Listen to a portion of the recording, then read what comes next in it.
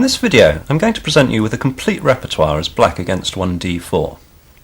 Now if you like to play safe, solid chess, trying to equalise passively with the black pieces, well, I suggest you ask for your money back, because what I'm proposing to you here is an extra sharp and double-edged new system known as the Clarendon Court. The opening has the big advantage of being practically unknown, so if you watch this video, you'll know more about it than almost anybody who hasn't. So what is the new Clarendon Court defence? After white opens with 1d4, you attack the centre at once with c5, and if white presses on with 2d5, black continues with the surprising move f5. It's not completely new. There is one small note on it in the 5-volume ECO, referring to a Russian game from 1971, which continued 3 knight c3, knight f6, 4 bishop g5, queen b6, 5 rook b1, d6, when after 6 knight h3 white got a big edge.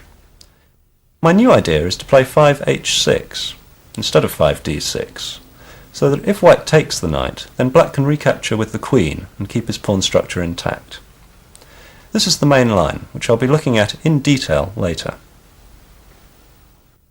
Apart from a couple of other games in the late 80s, that's about it theoretically, until my own game with Lev Albert from the New York Open in 1994 made it into Informer 60. Since then, Russian Grandmaster Tukmarkov has also used the system to defeat Laputin.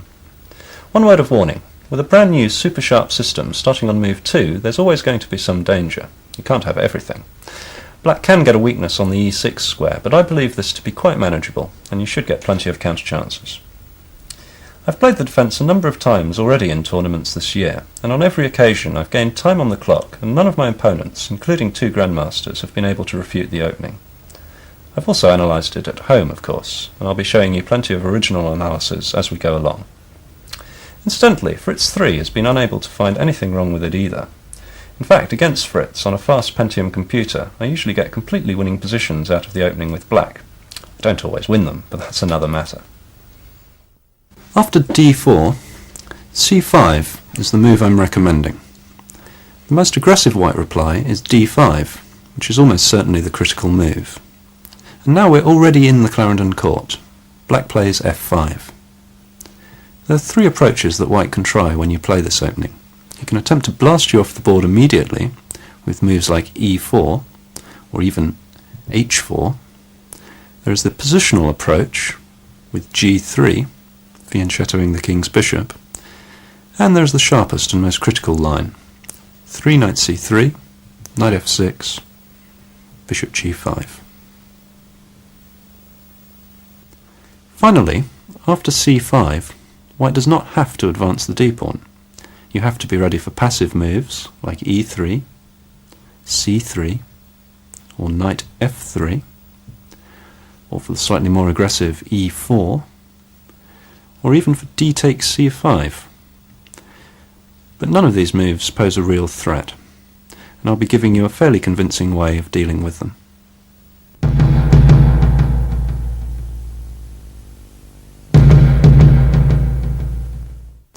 When you play the Clarendon Court, there are various strange ways white can react from the very start. I'd like to deal with these first of all, since they should actually be quite good fun for black. Grandmaster Matthew Sadler played the slightly bizarre h4 against junior David Moscovich at Islington, London 1994.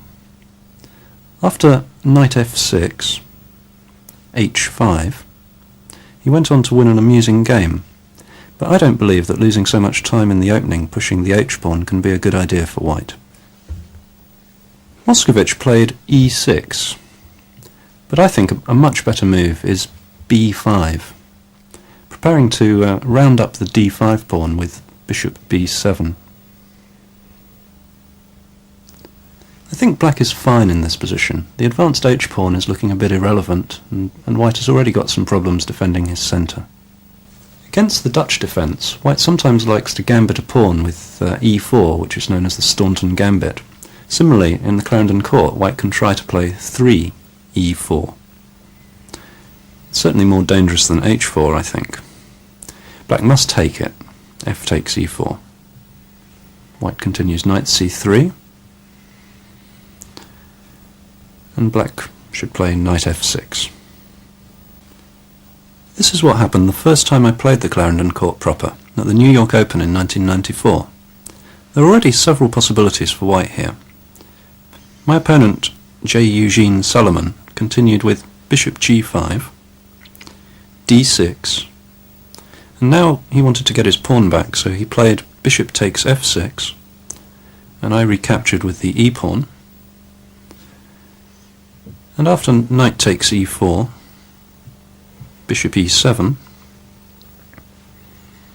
black is probably about equal already, and I went on to win a smooth ending with the two bishops in 47 moves. Anyway, white's idea of giving away the e-pawn, only to give up the two bishops a moment later to get it back, is not really very inspiring. A much more interesting way to play is 5g4, and in fact, Toshkov-Kuczynski, one of the almost historical games with this opening, was played in St. John 1988, went as follows. h6. That's to stop white dislodging the knight with g5. Bishop g2. And now black made a mistake with e5, because white was able to go h4, which prepares g5, kicking the knight around, and black couldn't really stop that happening. Instead of e5, a better move would have been d6, which attacks the pawn on g4, which stops white from going h4, because black could simply take the g-pawn. Instead, white has to go h3, and now black can go back to his old plan with e5. And the position's probably about equal. White shouldn't take the pawn en passant, because after black replies d5, he defends his e-pawn on e4 and prepares to capture the white e-pawn on e6 next. Black would be doing very well there. So by playing the moves in the right order, black's reached this position, where because white's advanced on the king side a little early, the black squares, in particular f4 and g5, are a touch weakened. If things go well, black might get the moves bishop e7, knight b8 to d7, knight f8, knight g6, and knight to f4 in one day. After e4, f takes e4, knight c3, knight f6, another completely untested idea is f3, offering a gambit pawn. I really don't know what's happening if black accepts the pawn, it's just unclear, but black can probably more safely go e3. This stops white getting a lead in development and slows down the game. Black can continue with the plan d6, and then g6 and bishop g7, and he should have a fairly acceptable position. Whenever I play the Fritz 3 program on my Pentium computer, it plays the rather weird move, 3 queen d3. This attacks the f-pawn, but after d6, I think the queen is just misplaced on d3. Perhaps the computer has been programmed to overrate the weakness of the pawn on e7. It is a backward pawn on an open file, but the whole point of the Clarendon court is that usually white can't exploit this weakness, and so it isn't really a weakness. In some of my blitz games against the machine, Fritz has continued with the plan knight c3, bishop f4, fianchettoing the king's bishop with g3 and bishop g2, and then castling queenside. These moves don't coordinate very well, and in reply I've played something like g6, bishop g7, knight f6, castling kingside, and then expanding all my queenside pawns with a6 and b5, with a nice slow burning attack, just the sort of thing you want against a machine. Much more dangerous than queen d3 is to continue with 3 knight c3, knight f6, and now to play f3. In fact, this has never been played, though I've analysed it at some length with German international master Eckhard Schmidt-Diel. First we thought it might be a complete refutation of the Clarendon court, but eventually we found the antidote. The idea is to build up in the centre with e4, and if black captures, to capture back with the pawn, and have the pawn break e5 later. Normal moves are bad for black. For example, if black continues d6, white goes e4. After the exchange in the centre, pawn takes pawn, pawn takes pawn. Black has a problem. He needs to develop the bishop on f8, so he goes g6. And now white can play bishop b5 check. And, well, whatever black does here, he's in real trouble. If he goes bishop d7, the white squared bishops are going to come off, and later the e6 square will be very vulnerable to, for example, to white's knight on g1, going to f3, to g5, and then to e6. Alternatively, if black goes knight bd7, the e6 square this time isn't so weak because black's maintained his bishop on c8, but the problem is that after knight f3, the pawn break e5 is pretty unstoppable. White can support it with bishop c1 to f4, and if white gets e5 in, and he's going to, black's in real trouble. So the way black should reply against 4f3 is with a complete change of plan. He should play e5.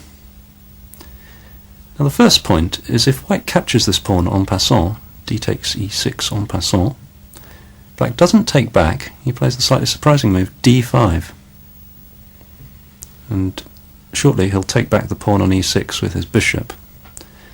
And white's move f3 is looking very strange here.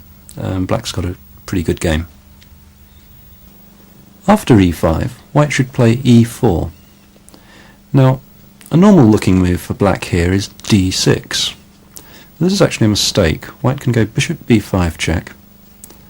And now, however you interpose on d7, there's a slight problem with the pawn on f5. Instead of d6, black should play, and I think he must play in fact, f4, gaining space on the king's side. White can counterattack with g3, and now black has two possibilities. One is to gambit a pawn with d6, white captures on f4, now black plays knight h5, preparing queen h4 check. White's best here is bishop b5 check, black plays knight d7, and now white can capture on e5 with the pawn. Black plays queen h4 check, white plays king f1, and now a mistake would be knight g3 check. When white would capture on g3, black captures on h1, and white plays e6, winning the knight on d7. Better is to play pawn takes pawn, when, although black's a pawn down after, say, queen e1, queen f6, he's got quite a good development. He wants to go bishop d6, castle kingside, a6, and the problem for white is his king on f1's not very good, and it's just a murky, difficult position with white a pawn up but black having quite good play. The other possibility is to play 6 knight h5, which doesn't gambit a pawn. Now the disadvantage of this is that white could try to play d6 himself before black does. After d6, black can take on g3, white could play queen d5 here, and black's got queen f6. And Fritz, certainly for one, reckons this position's fine for black. The conclusion from all this home analysis is that an early e4 by white, with or without f3, poses no serious threat to black. In fact, he has very good chances to get the advantage, although I don't want to make any really definitive judgment since the territory is so uncharted.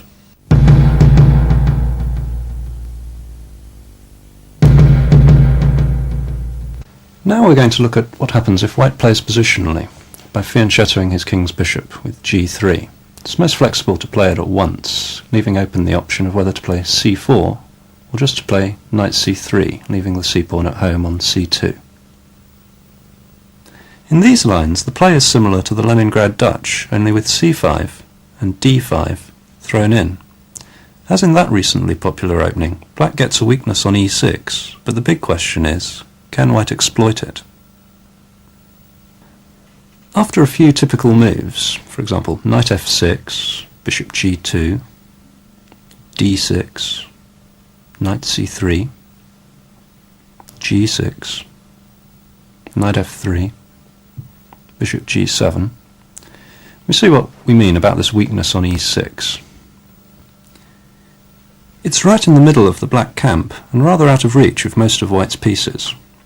Generally, black can comfortably keep white out, but if things do go wrong and a white knight ends up on e6, it could be curtains. In a way, it's gambling a lot with very good odds of gaining a little. Normally you'll just get quite an active game and e6 will prove completely irrelevant, but sometimes you'll just lose out of hand. However, provided black is careful, the chances of disaster should be very, very small. Before we look at a couple of my games in this line, I just want to discuss some general ideas in the position, in particular which squares the pieces should be aiming for. Black nearly always fianchettos his king's bishop and castles kingside. His knight on the kingside on f6 usually just stays there for quite a while. His queen can go to e8 maybe, from where it can support b5. Or also possibly later black can play h6, g5, and attack on the kingside with queen g6 or queen h5. A more difficult question is where to put the queen's knight. In fact, this depends on where white puts his king's knight. Often in chess, one side's plans mutually interdepend on the other side's plans. White has two ways to develop his king's knight. He can either go simply to f3, or alternatively he could go to h3 and then to f4, from where he eyes the weakness on e6. Correspondingly, black can either develop knight a6 to c7, where he attacks the d-pawn, defends the square e6, and prepares the advance b5. And the alternative knight development for black is simply knight d7 to e5. In my opinion, if white develops knight f3, black is better off going knight a6 to c7. Partly this is because if the white knight is on f3, it prevents a black knight going to the e5 square. Also, the pawn on d5 is a little bit more of a target with the white bishop on g2 blocked by the knight on f3. Alternatively, if white develops his knight to h3 and f4, a black knight is much safer on the e5 square, so I think black should head knight d7 to e5, because white hasn't got the option of playing f2 to f4. Some care is needed with move order. Notice that after g3, d6, white could play knight h3 at once, and now black should play knight d7 immediately, so as to meet knight f4 with knight e5. If, alternatively, black played, say, 4g6, white could play knight f4, and now black couldn't play knight d7 because it blocks the bishop on c8 and allows knight e6, and that's disaster for black. Normally, if anything white lands on the square e6, black simply wants to take it and then try and round up the pawn on e6 that results. What about white's plans in this position? I guess the main one is to break with e4. If white does play e4, black should never allow white to play e5 as well. He has to take on e4 first. Let me give you a few sample moves in this position.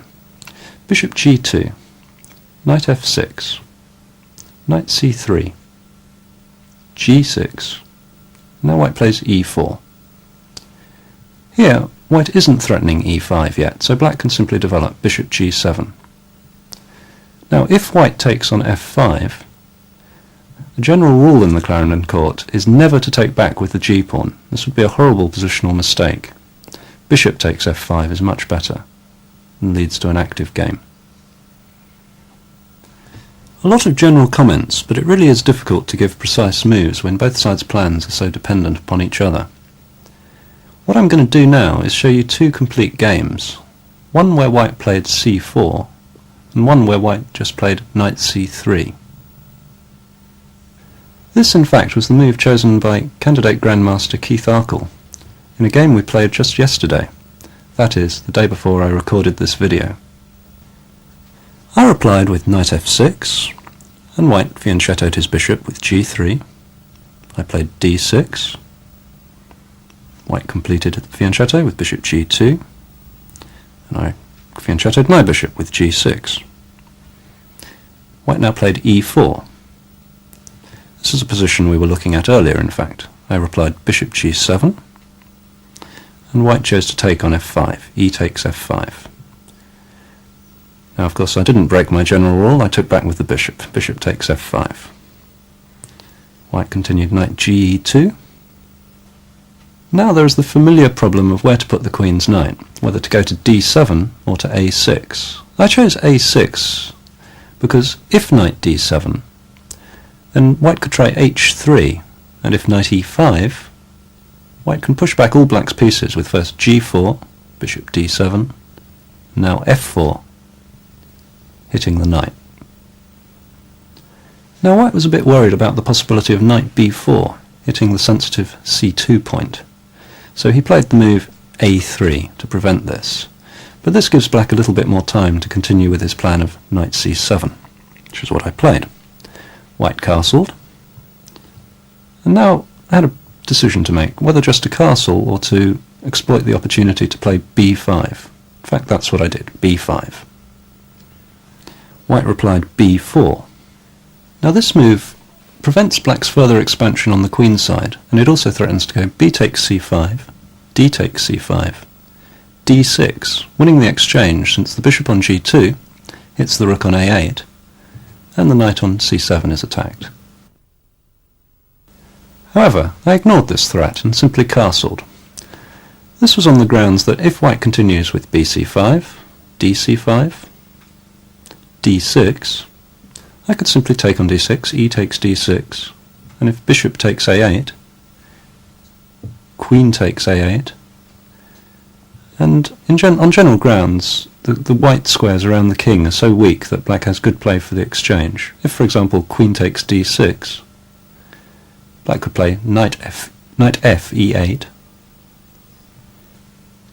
and after, say, queen takes c5, black plays bishop h3, and white's in real trouble here. White wasn't tempted by all this excitement. He simply played rook b1. And now black captured on b4, white recaptured with the pawn, and I played queen d7. Looking at this position, both sides have serious weaknesses. White can try and get in on c6 or e6, for example after knight d4, and black has chances of getting in on the c-file, with the weakened squares c2, c3 and c4. I think it's probably about level, which is something of a success for black. The game continued knight f4, rook a c8, rook e1, and now I expanded on the king side with g5. White retreated, knight f e2, and I defended my g5 pawn with h6. White now tried knight d4. We've got a critical position here. It's necessary to calculate quite carefully here. I played bishop h3, but after knight c6, my pawn on e7 is under attack. It looks as though black's in trouble here, but in fact the position is very deceptive. After the game, my opponent Keith Arkle said that after knight c6 he had reached his dream position, only to discover that he's losing. I played rook c e8, and the point is that after, say, rook takes e7, rook takes e7, knight takes e7 check, black has the slightly surprising move king f7. Instead of king f7, if black played queen takes e7, white would simply play bishop takes h3 and be a pawn up. Here, the knight on e7 is very short of squares. It has to go back to c6, and then black captures on g2, white recaptures, and black plays knight c takes d5. This threatens knight takes c3, and if white plays knight c3 takes d5, black captures on c6, and the pin on the long white diagonal is decisive. After a long think, Keith realised that his dream position was actually something of a nightmare. He came up with bishop h1, but now black played knight g4. This attacks f2 with the knight, and also uncovers an attack by the bishop on g7 on the knight on c3. White continued knight e4, defending against both threats, but now black created a third threat, rook f5. And this attacks the d5 pawn, and white cannot defend it. Black is just winning now. But Keith played on resourcefully. Knight d4. Rook takes d5. c3, defending the knight on d4. And now I couldn't resist the move e5. Actually, it is a good move. White now played a surprising move. Knight takes g5. I recaptured on g5. H takes g5. White played bishop h1 takes d5. I played knight takes d5, and white now played knight f3. And we see that black has two pieces against a rook, but looking at that beautiful bishop on h3 and the exposed white king on g1, it looks like black has a terrific attack. I played the move queen f7, which stops knight takes g5 because of queen takes f2 with mate to follow. It also threatens knight takes c3. White now found the only move to keep the game going. He played rook b2. And now if I play knight takes c3, white could play queen b3, pinning the queen on f7 to the king on g8. White is now threatening knight takes g5, and black's pieces are very uncomfortable here. The bishop on h3, the queen on f7, and if the queen moves, the knight on d5 is very vulnerable. I defended against these problems with bishop h6. White continued knight takes g5. Anyway, I captured on g5, and white captured back on g5. And now came the critical moment of the game. I made a serious mistake. I played rook e8 to c8. What I should have played was rook f8. Then I would have had a one game. I was in quite bad time trouble. After rook c8, white was able to play f3, which really confuses the issue. After a bit of a panic, I played knight takes c3, and with just a minute left on my clock, I offered a draw. Keith, with just over 2 minutes on his clock, decided to accept it. The position's just a complete mess now. I consider that quite an interesting game. It was especially instructive the way, after knight c6, nearly all the spectators thought white was just winning, but in fact, white's in serious trouble in that position, as we showed earlier. Many white players prefer to play these positional lines with the move c4 thrown in before developing the knight on b1.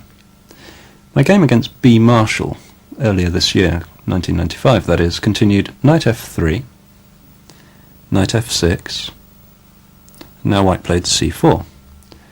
I played g6, white continued g3, white played d6, white completed his fianchetto with bishop g2, black did likewise with bishop g7, and now both sides castled. White castled, black castled.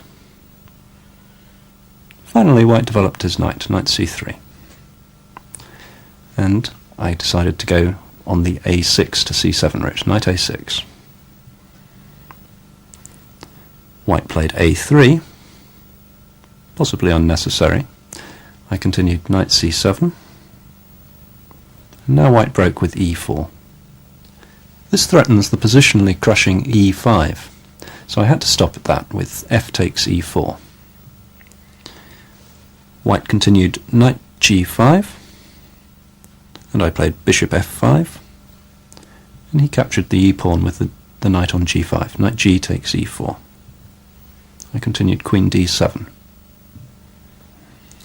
After queen e2, I exchanged on e4, knight takes e4, white recaptured with the knight, and now I broke on the queen side with b5.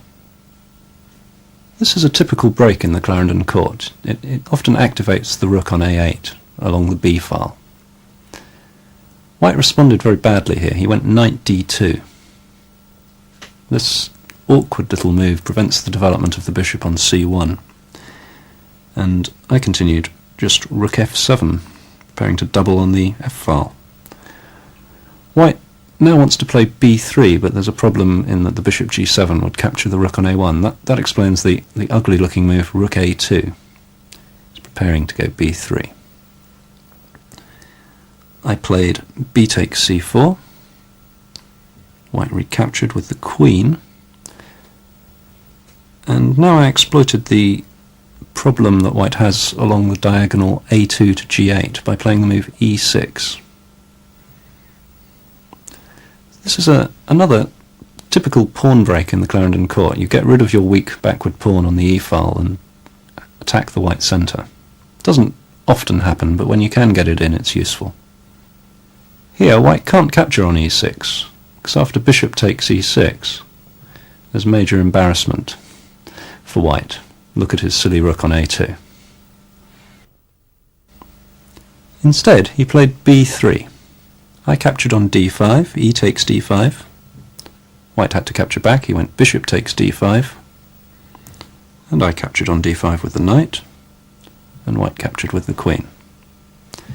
Now, Black has the two bishops, and more important, he has the bishop on f5, which is controlling the white squares, which are very weakened. I continued rook e8. White played bishop b2. I played bishop e6, and White played queen back to d3. Now I tried to attack with bishop h3. White went rook d1, and I doubled on the e-file with rook f e7. Black has a clear advantage in general terms in this position, but in fact White now blundered and allowed me an instant finish. He played bishop takes g7. I played rook e1 check, fairly obvious move. Now White has to go knight f1. But I think the move he'd overlooked here was simply bishop takes f1. When after queen d5 check, king takes g7, rook takes e1, rook takes back on e1, White is just completely lost. He went queen d2, and I simply played queen e6, and White resigned. He's a piece down, and there's hardly any defence to the mate along the back rank.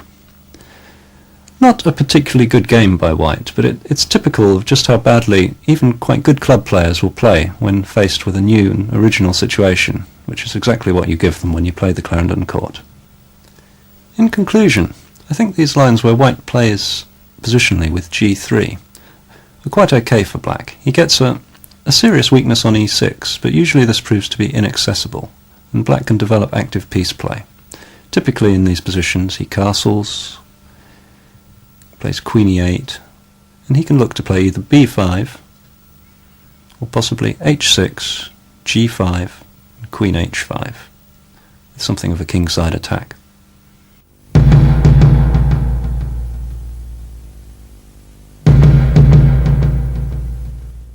Probably the sharpest and most aggressive White choice is to play 3 knight c3, knight f6, and now 4 bishop g5. There have been 3 all-grandmaster clashes starting with these moves, which just about makes it the main line. Actually, in practice, you may find that a greater number of White players choose to play positionally with g3, the move we've just looked at. But anyway, after 4 bishop g5, Black's big idea is to go queen b6, and then there is a parting of the ways. White can offer the b-pawn with queen d2, he can defend it with rook b1, or he can play the immediate bishop takes f6, which was Lapushin's choice when Tukmakov punted the Clarendon court. Dave Norwood has also played this move against me in Blitz. This move saves worrying about whether or not Black is threatening to capture on b2, since Black replies queen takes f6. Now Lapushin played 6e3, but in his notes to the game, Tukmakov suggested that 6e4 would be interesting, without giving any further analysis. Seems to me that after e4, f takes e4, knight takes e4, Black can play queen takes b2, and if rook b1, queen d4 is fine. Black's probably better. Another idea is to play 6 knight f3. This was Dave Norwood's consistent choice in several friendly blitz games.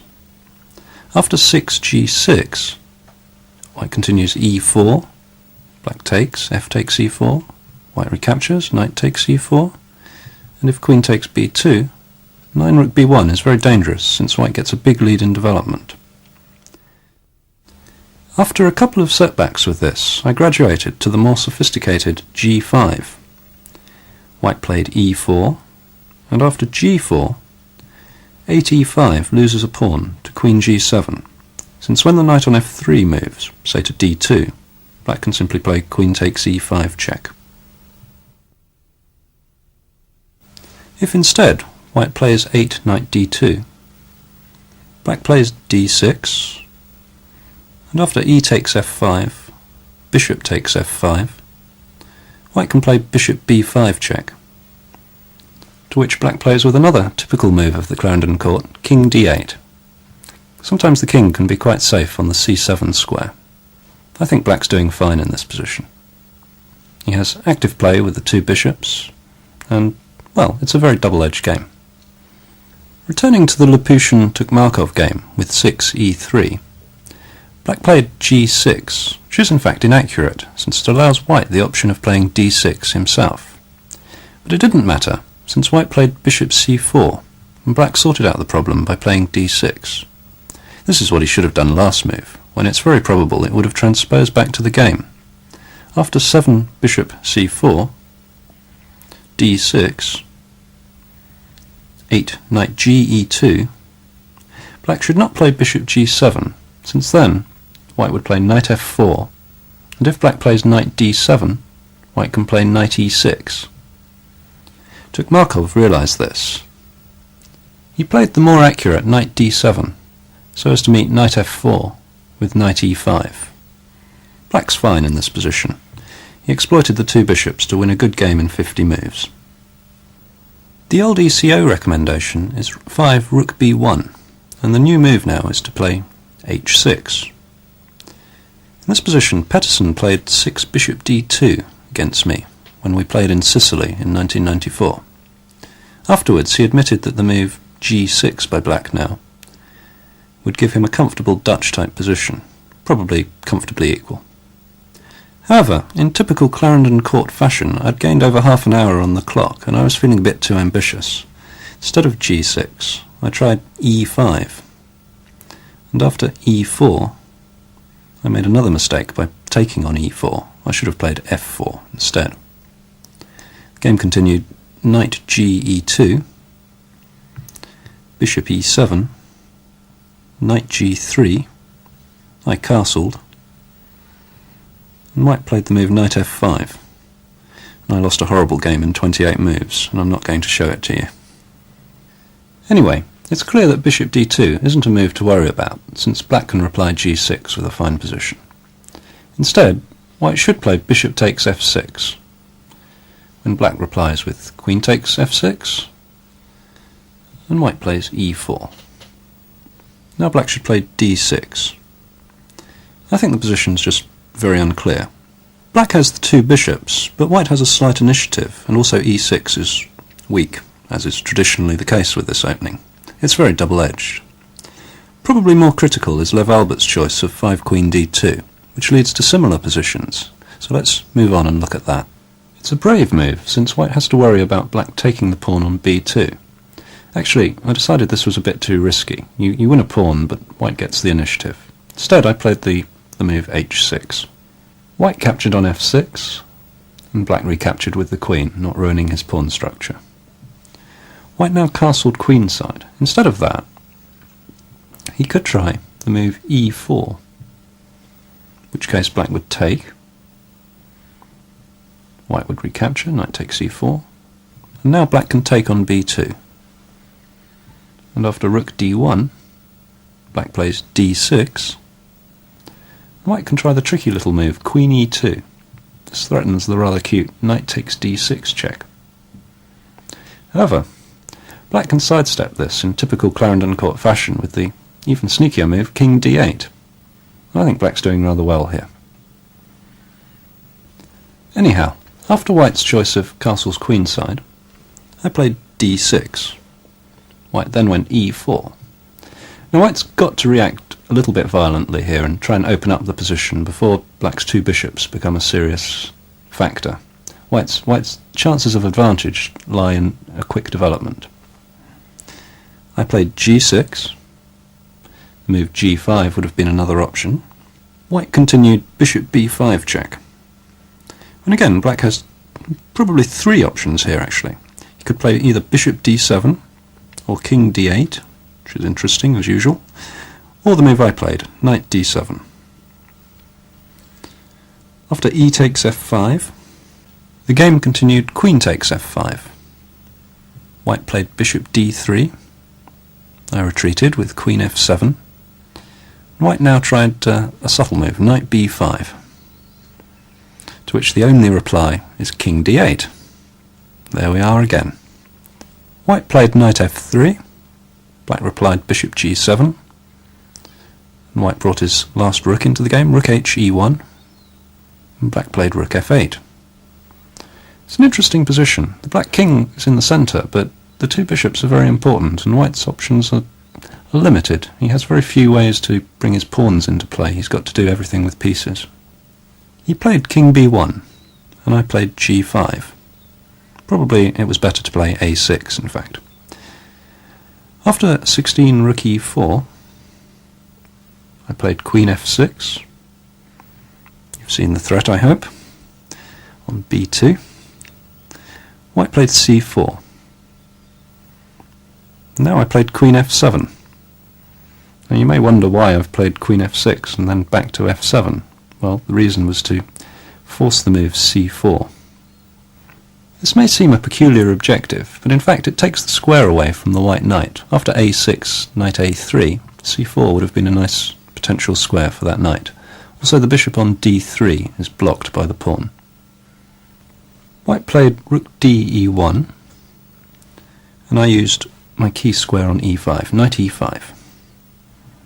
Moves like g5 prepare to secure the square e5 for black. White captured, knight takes e5. Black recaptured, bishop takes e5. Now, it would have been possible to sacrifice the exchange. The position would be completely unclear after rook takes e5. However, White played more positionally with f3, and I prevented any future possible sacrifice by playing bishop f6. From f6, the bishop defends the weak pawn on e7. Black's still got the two bishops, and quite a compact position now. White tried to mix things up by playing rook e6. This puts the rook on prise, of course, but it would be very risky to take it, since the white squares would suddenly become dangerous pathways for the white pieces to leap into action against the black king. I played b6, and White played bishop e4. This keeps leaving this rook on e6 on prise, and in fact it stays on prise for a hell of a long time, and I don't take it. Instead, I played bishop d7, just continuing my development. White played queen d3. I replied a6. White now played knight c3. This is probably a mistake. I think black's better after this move. Instead, queen a3 would have been completely unclear still. After queen g7, knight d1, I played king c7. White played g4, and now I played rook fb8. This is preparing the typical advance on the queen side with b5. Black's two bishops are now very solid. For a long time it's looked as though black has been defending, but now it's clear he has a big attack brewing. White played knight e3, and now it would be a mistake to take on b2, since e7 would be very loose. I played b5.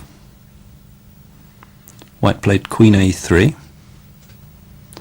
and now in some time trouble I started to lose the thread. Black should just play a5, building up this big attack. Instead, I initiated a tactical sequence with bishop takes b2. Now it's obvious enough if queen takes b2, black will play b takes c4, and the b file is decisive for black. But White played the better move, queen a5 check. I played king c8. Now the move I'd overlooked. King c2. Quite an easy move to overlook in time trouble. Now if I play b4, trying to bring my queen into the attack, white can just ignore it with knight f5, queen c3 check, and now king d1. The queen and bishop alone can only chase the white king to safety on the king side, and meanwhile black's king is in danger and e7 is falling off. So I played bishop f6, a defensive move looking after e7. White continued the attack with knight f5. I played queen f8.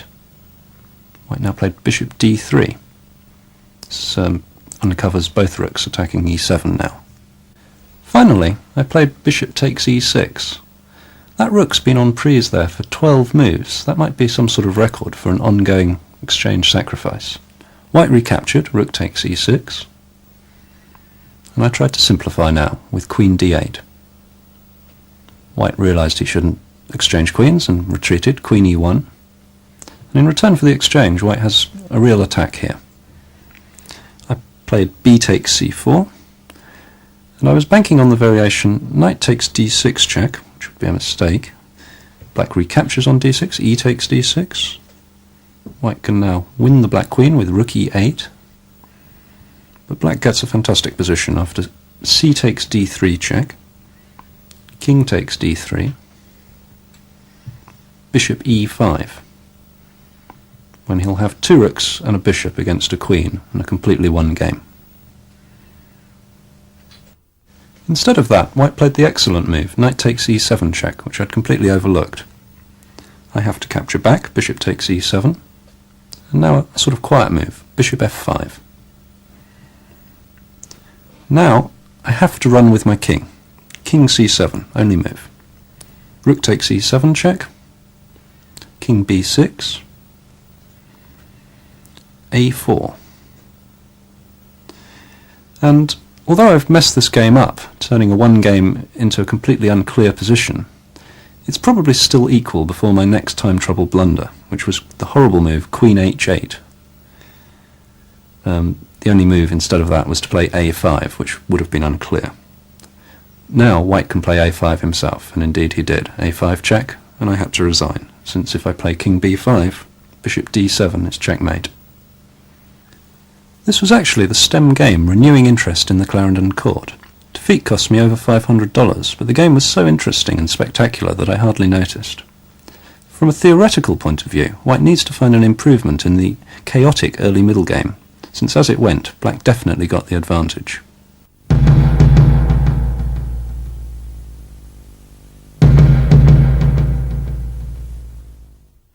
Now, to give you a complete repertoire, we have to consider white's options other than 2d5. We'll deal with the least intimidating ones first. If 2e3, black has a whole range of moves. He could play g6, e6, knight f6, or just c takes d4. All of these are perfectly okay. Probably the most dynamic of these options is 2g6, when it looks as if white was terrified of the king's Indian or Benoni, and has chosen a passive line to avoid them. After 2g6, if white plays 3d takes c5, black just plays queen a5 check, and after 4 knight c3, he can simply recapture on c5, queen takes c5. More normal would be 3 knight f3, when black plays bishop g7, and white plays c4. Now if you play 4 knight f6 here, you'll get the sort of stodgy position your opponent is aiming for, judging by his play so far, that is. As usual, I'm going to recommend something more interesting. You can capture on d4, 4 c takes d4, white recaptures with the pawn, 5 e takes d4, and now black plays d6, the most flexible move. And the plan is to pressurise d4 by developing the queen's knight to c6, and the king's knight via h6 to f5. Notice the way this takes advantage of the move order, in that black has not already played knight f6, and can go the other way. A typical continuation might be 6 knight c3, bishop g4, This is consistent with the plan of attacking d4, since it pins one of its defenders. White plays 7 bishop e2, and you simply continue knight c6. And here, if white plays 8 d5, you can try bishop takes f3, white recaptures, bishop takes f3. Now you take control of the good square d4, knight d4. I think black's fine in this position. For example, after 10 bishop e3, you capture on f3, white recaptures with the queen, queen takes f3, and now black can even try bishop takes c3 check, white recaptures, b takes c3, and black plays queen c7. This attacks the pawn on c4. White can play bishop d4, then you just reply f6. May not look pretty, but white's pawn on c4 is a dreadful weakness. Going back to the position before white tried d5, another sensible option is bishop e3, defending the d4 pawn. Now you play the knight manoeuvre, knight h6, aiming for f5. In this dynamic and lively position, I think black has fully adequate chances. For example, after castles and knight f5, the pressure on d4 is already serious. If white plays d5, you take on f3, bishop takes f3, white recaptures, bishop takes f3, now you take on e3, knight takes e3, white recaptures, pawn takes e3, and then you play knight e5, and white's position is strategically lost. He has a bad bishop on f3, hemmed in by his own pawns. Black has an unopposed dark squared bishop and a superbly placed knight on the invulnerable square e5. Inevitably, white's going to lose a pawn. If white plays 2c3, well, try not to yawn. It's very quiet and absolutely no danger theoretically. At the Lloyds Bank Open in London 1994, Demis Hassabis played this way against me. The game continued 2e6, white played knight f3, black developed normally with knight f6, white played bishop g5, I played h6, white retreated with bishop h4, I played knight c6, and after e3, I exchanged on d4, c takes d4, white recaptured with the c-pawn, and I played queen b6, not worrying about the possible doubled pawns on the f-file if white should play bishop takes f6. White played the move queen c1, and I continued d5. Position's about equal, in fact 1 in 35 moves, but I don't think it's very relevant to Clarendon Court theory to go into it any further. As you can see, white hasn't achieved anything in this opening, and black's got no reason to fear this sort of setup. In the New York Open last year, one of my opponents tried 2 knight f3 against me. After taking on d4, c takes d4, white recaptured with the knight, and black played d5. White has already moved his knight twice in the opening, and black has every prospect of establishing a strong pawn centre. For example, after c4, black can play e5, since knight f3 is met by d4, and there's the old trick, if knight takes e5, you play queen a5 check, winning a piece. Instead of c4, white may simply play g3. Then you carry on as planned. e5, knight f3, and black plays knight c6. This is just the sort of position I was talking about. Black's good pawn centre gives him at least an equal game, probably a slight advantage in fact. Another move 2 choice for white is to d takes c5. Now black can get the pawn back with a comfortable game with e6. There is one line you should look at though. 3 knight c3, bishop takes c5, now white plays knight e4. White's trying to get the bishop pair here, but he loses too much time. Black just plays knight f6, white captures on c5, knight takes c5, queen a5 check, neat little trick that, queen d2, queen takes c5. Now white can try and swap the queens off with queen g5. fact, the Encyclopedia of Chess Openings reckons this may be slightly better for white, but I don't agree. I think it's fine for black. Queen takes g5. White recaptures on g5. And now, improving on b6, given an ECO, black can play d5. And I think his position is just fine. The most enterprising alternative to d5 is definitely 2e4, trying to transpose into a Sicilian defence. If you play the Sicilian anyway, you've got absolutely nothing to worry about. But for the purposes of this repertoire, I'm going to assume that you know nothing about it at all, and that you're not prepared to learn it. After 2e4, c takes d4, you have to know how to handle two possibilities. After 3c3, you get a Mora gambit by transposition. You have to take d takes c3, and after knight takes c3, I'm going to recommend a simple and clear way of playing this for black.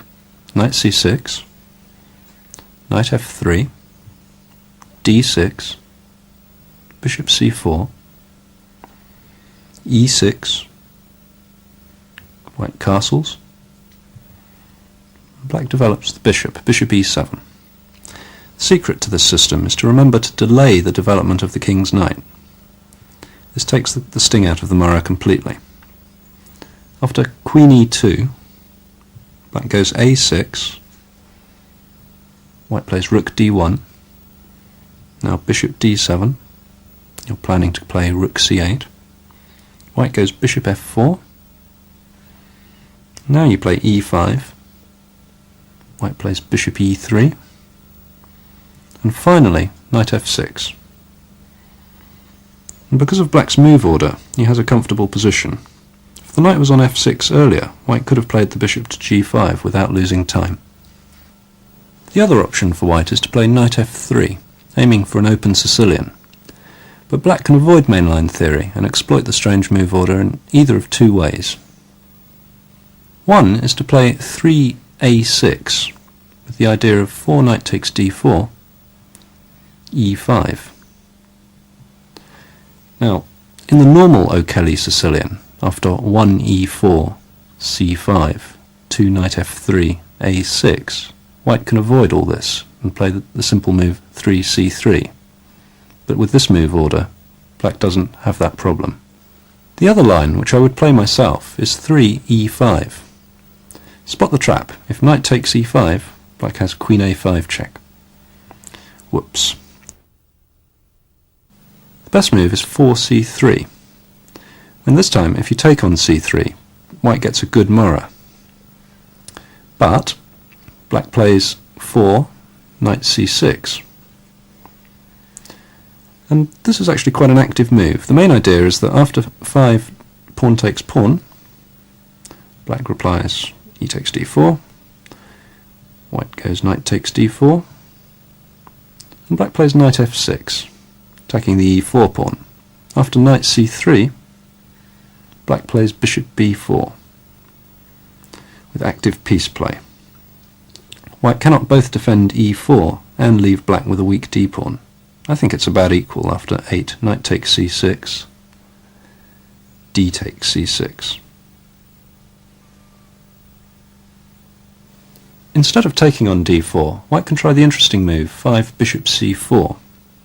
It's already on the edge of theory. My own analysis goes knight f6, and now white has two moves. If he goes c takes d4, black recaptures, e takes d4, white plays e5, black has the good move now d5, with a slight advantage in my opinion.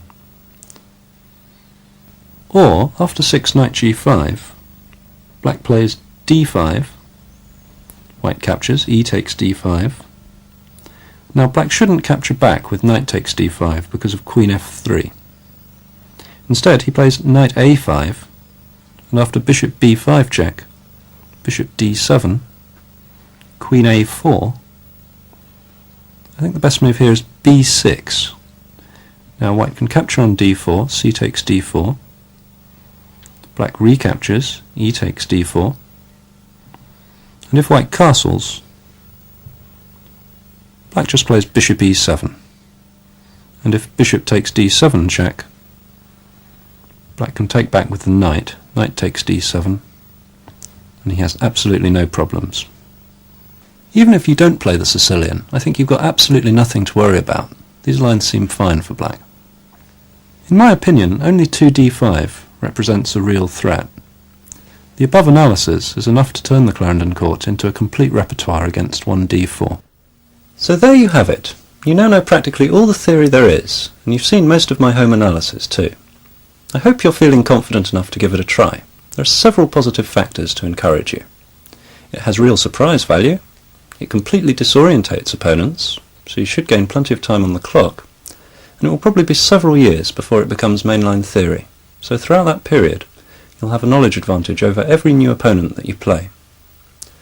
I think it also makes an excellent alternative to safer, sounder openings, like the Queen's Gambit Declined orthodox defence. It may not be as positionally sound, but there are far better winning chances. Besides, you should get more interesting and original positions to play. Good luck with the Clarendon Court in your own games.